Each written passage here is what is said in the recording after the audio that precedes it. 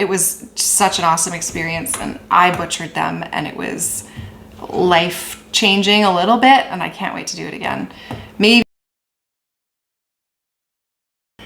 Thanks for coming back and sitting with us as we talk through year 2 of our evolution here at the Hobby Homestead. Year 2, so 2022 was the year of so many projects. No, the year of so many projects. Many projects. You have to say it with emphasis. So many projects.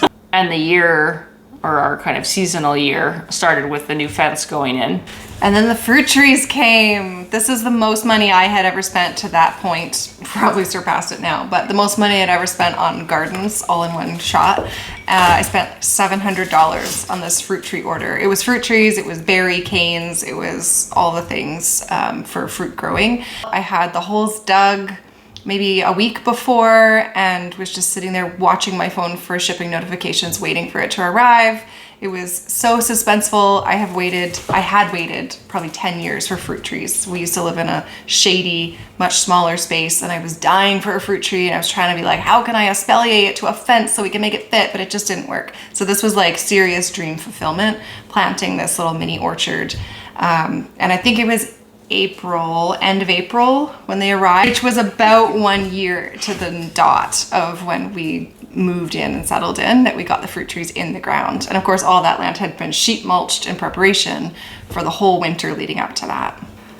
Then we hatched our chicks. It was so fun. We had these three older chickens from our old place, and they were really slowing down in production. So we went ahead and got some hatching eggs from a couple of local breeders and bought a, what's it called? Incubator.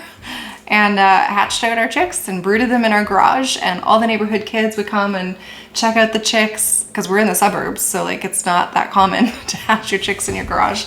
But it was a really awesome experience, and I feel like probably 2026 we'll be ready to do it again, because we still have our original chickens. They're very old and they will die. Yeah. So we will have to rotate a little bit in there. But maybe 2026 will be the next hatching. Yeah, and that put me on a pretty tight schedule for extending the coop. And by that I mean, the run. So when we moved, we had a fairly small run. I had recovered all the wood for our run from a skid from the place I worked. And it was about 4 by 8. Yeah. And we knew we wanted a much bigger run. We could have more chickens. They could just be outside. We also wanted the ability to kind of divide it and have 2 doors into the space if we needed to separate birds. So I built a new run, and it was 8 by 12. It was because I had built the previous one, I followed the same technique because it went pretty well, aside from the fact that I put a separate door in. We did decide to put clear panels on the roof, which we learned very quickly was not appropriate for the summer. So we immediately put white panels on the roof, but the good thing is the clear panels we use in the winter to help heat up the coop when it's sunny out. So it wasn't a waste, but it was a quick lesson learned. And we still leave 1 clear panel in the summer just to... Yeah, and then we just... Not lots of nice light coming in. Top it with some opaque white panels to reflect the sun off of most of it. Yeah, so I guess for this, I mean, the next eventually we'll be rebuilding the coop, but for now it's got a nice big new run that can fit many, many birds. Yeah. Should have been the year of the chickens. Should have been. Well, the spring of the chickens. Yeah. So we butchered meat birds for the first time this year too, in 2022.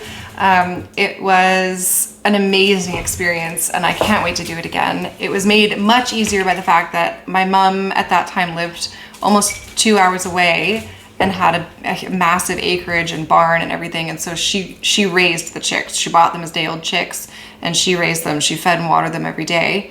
And then we just came up for butcher day. And so it was just so much easier than if we had tried to raise meat chickens on our own and butcher them with, little kids and work and everything. But it was such an awesome experience, and I butchered them, and it was life-changing a little bit, and I can't wait to do it again. Maybe this coming fall, maybe the following spring, but there will be a time in the near future where we do them again, because our freezer doesn't have any homegrown meat in it anymore. Yeah, I didn't do much. I watched the kids. You watched the kids? And then I helped to bag the birds the next day once the dirty deed was done. Yeah. But, yeah.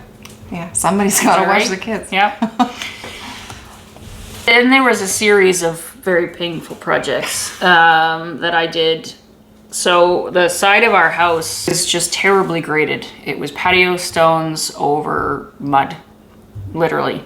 And we'd had a couple overflows of the pool where it just came down, a torrential downpour, pool overflowed, and it just went towards the house. Fortunately, we never had any leaks, but I immediately knew that I needed to regrade. So I pulled up all the patio stones. I dug out quite a bit of dirt, regraded, put in, I don't know, probably 6 yards of stone dust. Again, just making sure I had a nice regrade away from the house so the water would go away. The other thing is the patio stones they use like 4 different types, all different sizes, all different patterns. Like we're talking like red brick with like just the grossest combination. I mean, we like to scrounge for used materials too, but at least you try to make it look really nice. So then I had the genius idea of like, well, what if we just flip it over and look at the backside? And it gave this really nice rustic look. They all looked, you know, more similar. And the fact that they were different sizes didn't really matter. So anyways, I regraded the side of the house. It was an absolute terrible job to do, but it was a really great thing to get done. And then as I was doing that, I also rebuilt, or I shouldn't say rebuilt, I pretty much built from scratch a lean-to shed against the side of the house. So we had a pool shed that was kind of, again, attached to the fence. It was in an awkward place. It was like right where you come in from the gate. It made no sense. So I built a lean-to next to the house that was slightly smaller. The cats are killing each other. Come on, guys. So I built a lean-to next to the house that was slightly smaller, fitted our needs a little bit better. And at the same time, I also put in the rain barrels because it was in the same location, or at least one of them was. So I kind of had to do the 3 at once based on kind of the grading and the stone and everything. So regraded the side of the house, built a shed, and put in 2 rain barrels throughout the summer, and that wasn't everything. That wasn't everything, but you can see why this chalked up to be the summer of all the projects. Bananas.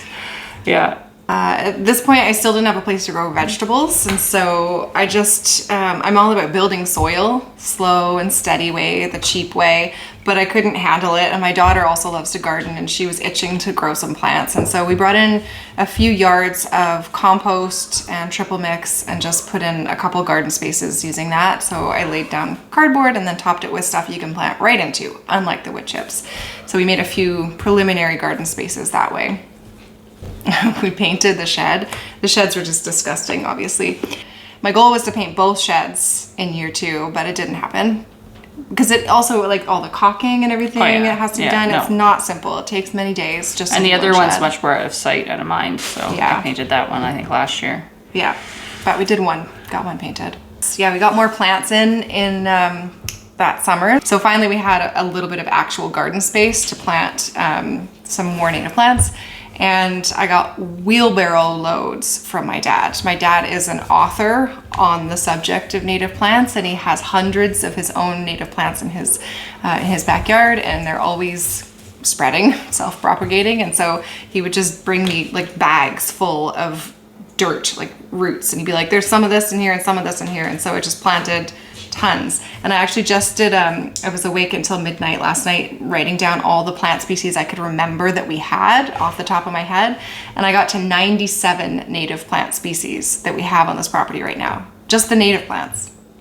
And so most of that came in the first 2 years where we're just bringing in literal wheelbarrow loads and like plastic bags. Do you know where they all are? I do now, yeah. I have actually a couple highlighted that say, can't remember where I planted this. Check to make sure it's still there. Yeah. We should mark everything really clearly. Yes, I'd love to.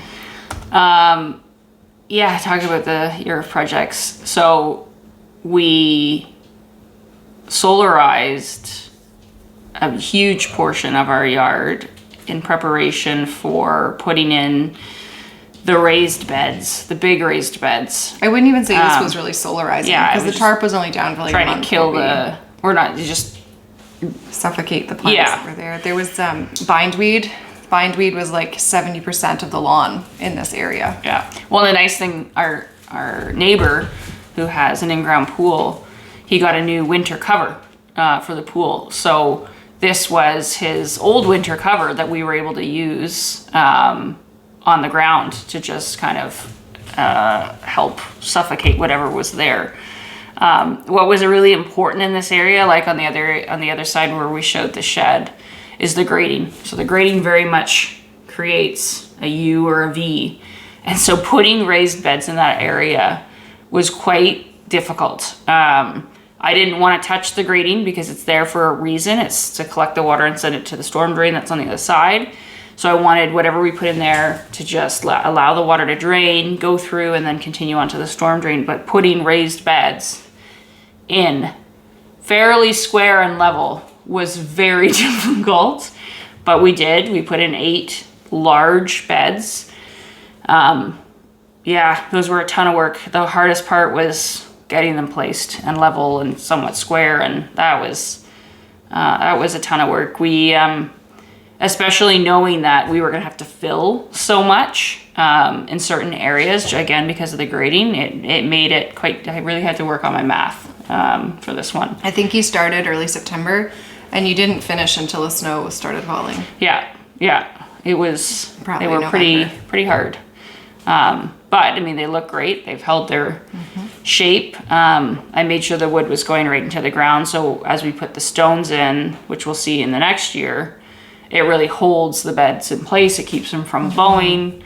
And I did put tar on the legs of the beds to keep it from rotting. Because it's just going to be in the ground. So these weren't the first raised beds that we've designed and built as a couple. At our last place, it was really the first like trial of building raised beds, and we used old barn boards from my mom's old barn that was falling down, and just like wooden stakes as the corner pieces to hold them in. And we had them for maybe 5 or 6 years before they completely fell apart. Yeah. Everything was just falling apart. They became completely not square and all wonky and stuff. And so a lot of lessons learned in the construction of these beds. yeah, totally. And then once the beds were built, we had done some work on clearing brush and branches and stuff around the property. So we were able to take all of that wood and branches and logs and just put it in the raised beds. Yeah. We put cardboard on the bottom as well. That was actually more to keep the gravel from falling in when the next year we went to fill gravel all around. But nonetheless, there was cardboard in the bottom. And then lots of neighbors brought over their leaves and brown bags, and we just filled them as much as we could with just stuff laying around outside. We're gonna wrap it up. We're going to wrap it up for today. We've talked a lot already. This is the end of year 2, the end of 2022, and we still have another 2 years to go. So come back, catch us next time, subscribe, hit the little bell icon. You'll be notified when the next video comes up. Thanks for watching, and I hope you come grow with us.